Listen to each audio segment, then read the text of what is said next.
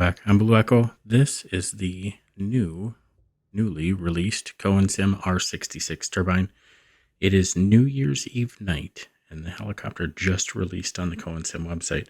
We're going to take a look around at some of the interior and the exterior model of the helicopter, and I'm seeing a lot of this for the very first time. I wanted to jump in VR, get some reaction from me seeing it for the first time, and cover a couple things for you guys all about the helicopter in case you're considering getting it and you wanted to see some of this stuff a little bit closer. So main thing is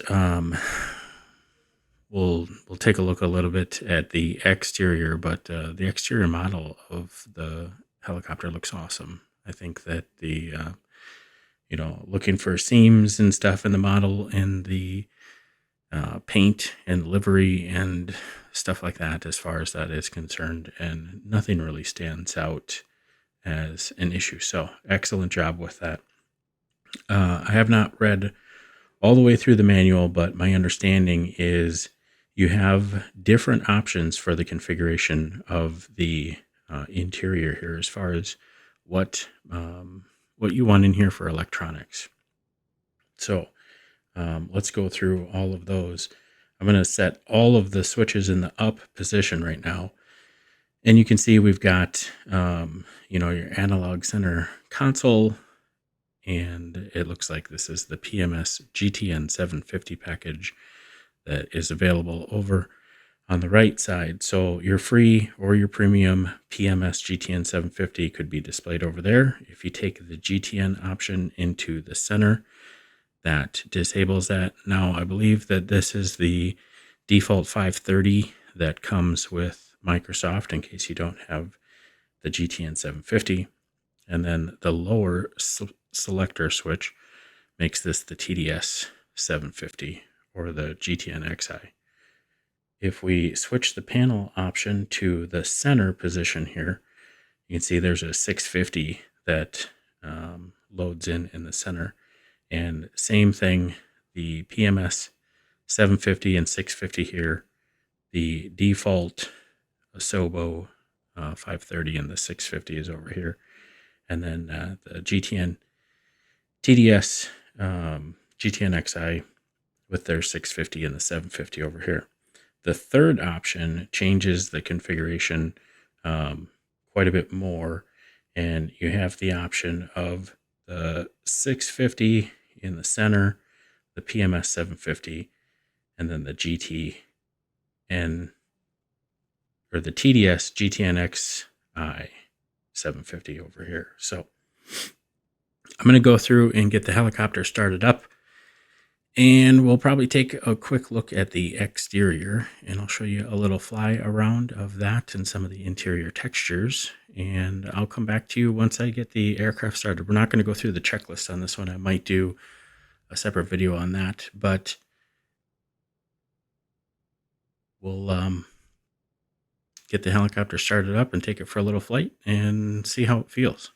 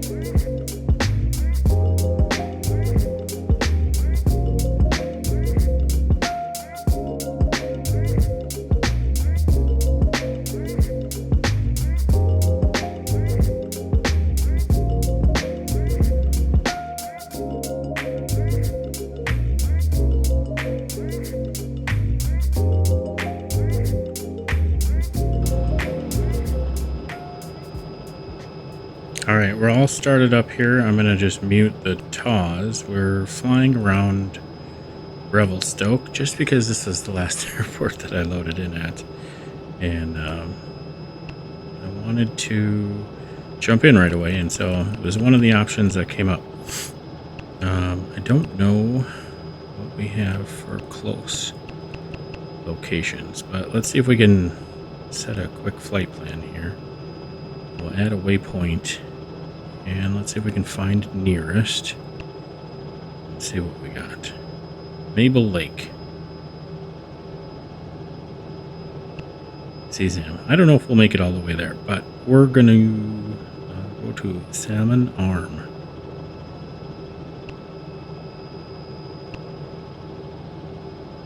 So we are loaded up. I've got the analog dashboard over here with the GTN, the TDS GTN XI or the GTN 750. I went through the full pre-start checklist, and I can say the position that you load in VR is a little bit odd, and I might have to kind of tweak that, but I feel like the field of view, how I'm seeing things, and the default position, I had to move myself around to be in a little bit of a different spot than what they normally do. But let's go and we'll add a little bit of collective here.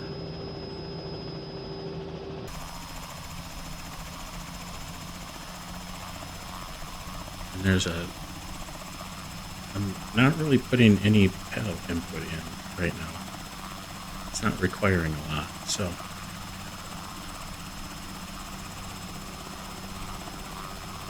I guess I would have expected a little bit more needed to take off, but the takeoff and lift with just a little bit of collective seemed and felt good.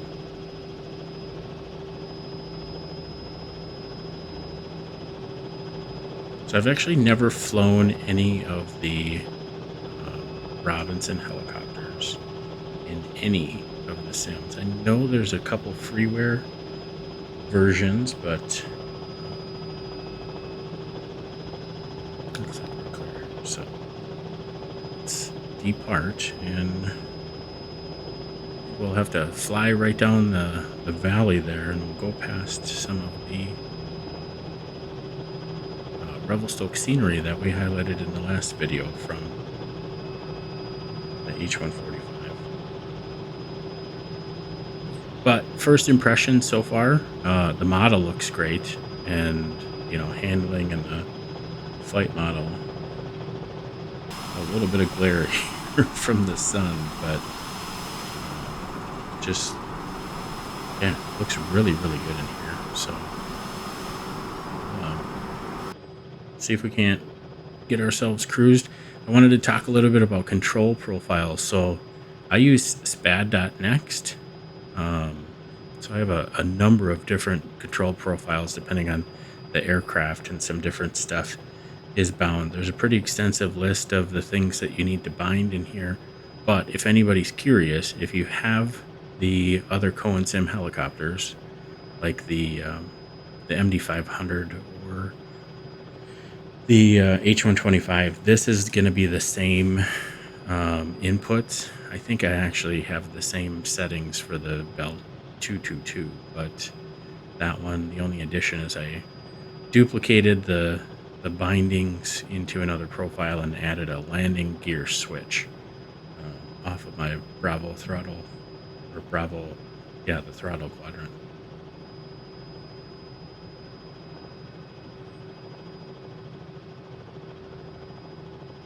So it looks good. It seems to fly pretty smooth. Not a lot of inputs needed at this point, and it seems to cruise pretty well. Let's see if we can 500 speed a little bit here. It's kind of hard to see those gauges, but I think we're cruising like 100. Actually, didn't look. I think our warnings come at 110. I also do not have a throttle access bound, but the startup procedure, it's actually kind of nice. I'll see if I can. We'll get trimmed out in a minute here. I've been hand flying, but down on the front of the collective stick, there's a click spot for the starter. So if you time it right with the starter process, when you click that, after a couple seconds, you push in the fuel cutoff that's down on the dash there, and you should have ignition with your. So it's up to you if you want to bind a starter switch and then have your throttle on an axis that you can control once you're up. Once you've started, you're at idle. One of the steps is to raise the collective and listen for the low RPM warning, and then you can throttle up from there. 500. I was able to adjust the throttle with the mouse right from here. So I actually don't have my name tags on right now since we're recording, but it looks like somebody's down here in an H-145 flying a cargo mission. So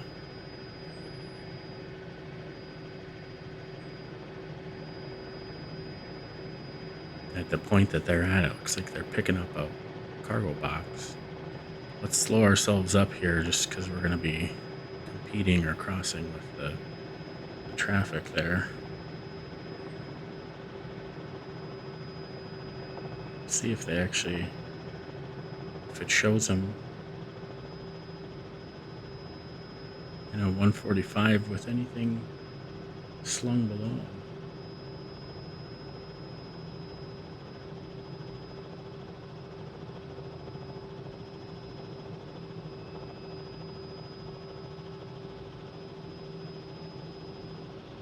And it looks like they're spinning around back that way.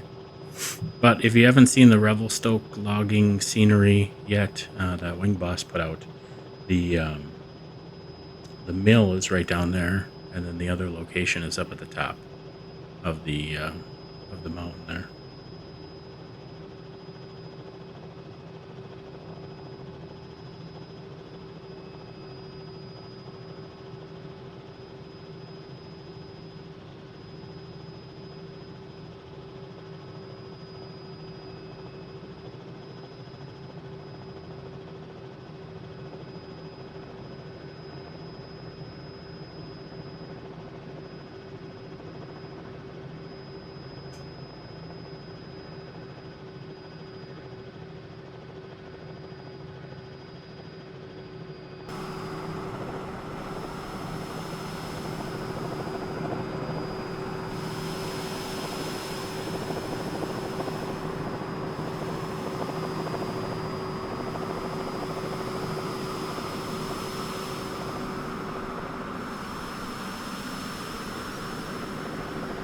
So we still have about 30 miles in this flight to 500. do, and she does not like my altitude above the ground because we keep crossing that 500 threshold. But I'm going to climb up over the top of this hill here, and we're going to continue our flight, but I'm going to stop yapping, and we'll probably mix in a little bit of some exterior footage, as well as enjoy the rest of the flight with some nice music, and then we'll cut back after a few minutes of that so that you guys can see the nice scenery and the helicopter here, and we'll cut to the landing and then kind of final thoughts. So see you in a minute.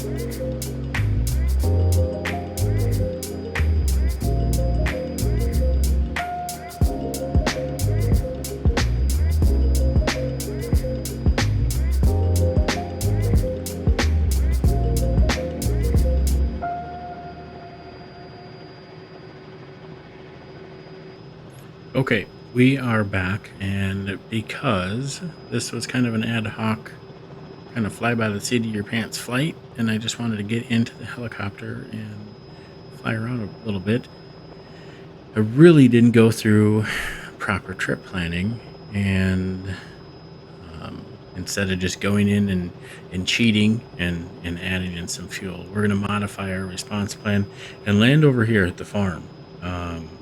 Because our fuel situation is not going to let us it's not going to let us finish the rest of our flight. So we are going to slow ourselves up here and come in and see if we can't land at the farm here. That totally is somebody that we know, and that we have permission to come and land on their property. So as we kind of come in here and get set for this landing, the helicopter feels really smooth.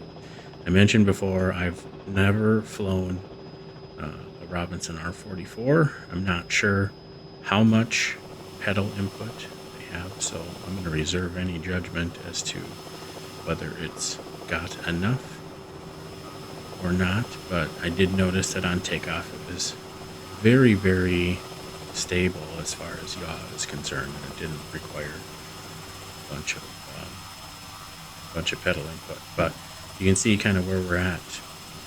We're able to slow up into a nice stable hover here.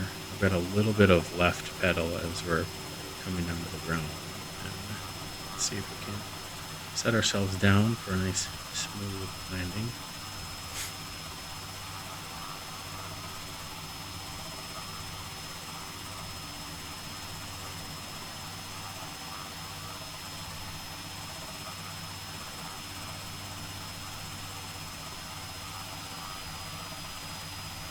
I feel like we're really low. Let's take a look at the exterior view. I wonder if the skids are not. Oh, they are. Maybe this is normal. This could be some of that perception of being in VR that I was mentioning. I guess not really comparing it to where the tarmac was when we took off. But I like it. I've flown pretty much every helicopter that's been released in Microsoft Flight Sim, and obviously initial releases, there's always bound to be a couple things that get patched in future updates, but I feel like CowanSim did a good job of making sure the bugs in this were all squashed. I have no idea who does their beta testing and quality control, if it's just a few select people, but I feel like they did a really, really good job. So I'm going to spend some more time in this, and maybe we'll do a little deeper dive into the checklist and go through all of that for you guys. But I wanted to record an initial video and have kind of the initial reaction to flying it, because I like the helicopters in Microsoft Flight Sim, and I'm happy to support developers that put the time and effort into doing stuff like this. This is awesome. I would definitely recommend, if you're looking for another good helicopter in the sim, that this one would be a good fine choice. So with that, we're going to end, and I will roll the outro, but make sure you click that subscribe button, follow me on all the socials, and leave me a comment and let me know your thoughts, and if you're going to pick one of these up, because the engagement always helps. We'll see you guys next time.